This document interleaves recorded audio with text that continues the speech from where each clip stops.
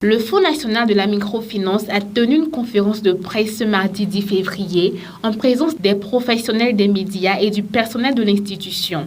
Une rencontre animée par le directeur général consacrée au point sur le microcrédit Alafia, un programme d'inclusion financière inscrit dans la mise en œuvre du programme d'action du gouvernement. 5 ans après son lancement, le microcrédit Alafia affiche des résultats encourageants. Au total, d'octobre 2020 au 31 décembre 2025, le montant cumulé mis en place du microcrédit Alafia est de 53 374 283 485 francs CFA, qui a impacté 635 829 bénéficiaires, dont 565 354 femmes et 70 475 hommes. Au titre de 2025, le montant décaissé sur le microcrédit Alafia est la seconde meilleure performance depuis 2020, pour un total de 12 80 655 000 francs CFA. Si le dispositif a permis de toucher plusieurs milliers de bénéficiaires, des défis demeurent sur le terrain. Oui, dans le COUFO, la performance du microcrédit Alafia est très faible. Oui, dans la TACORA, la performance du microcrédit Alafia est très faible. De concert avec les agences gouvernementales sur la place, plus précisément la direction départementale des affaires sociales de la microfinance, des jours de rendez-vous seront organisés pour que les populations des hameaux, pour que les populations de villages ou les populations de zones rurales lointaines se regroupent afin que les institutions de microfinance procèdent à leur enrôlement.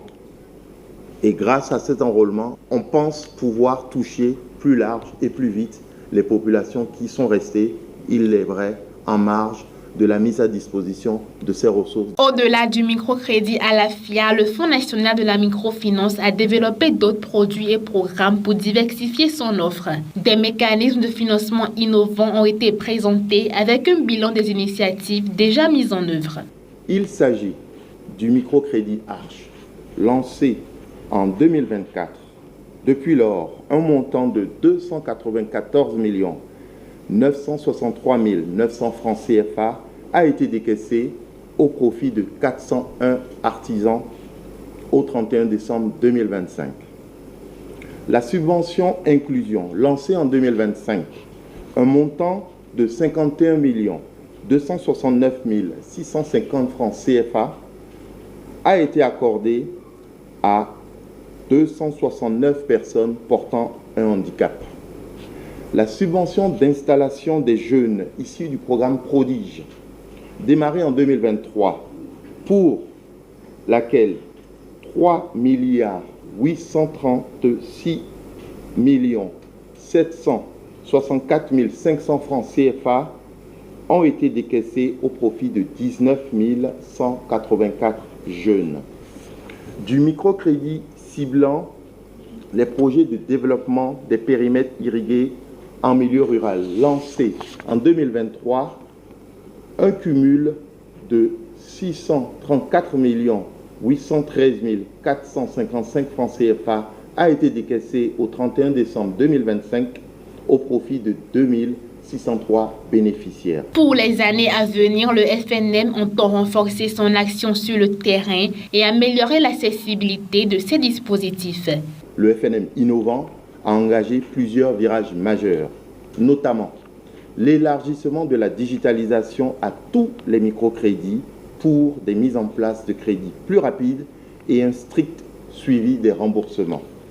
La démocratisation du microcrédit grâce à une extension des bénéficiaires au monde urbain et à tout secteur d'activité sur toute l'étendue du territoire national. Le renforcement du microcrédit inclusion, spécifiquement destiné aux personnes en situation de handicap au Bénin. Le lancement prochain du microcrédit islamique afin d'élargir l'accès au financement à d'autres groupes communautaires. À travers cette conférence de presse, le FNM réaffirme sa volonté de rapprocher davantage ses services des populations afin de faire de la microfinance un véritable levier d'autonomisation économique au service du développement local.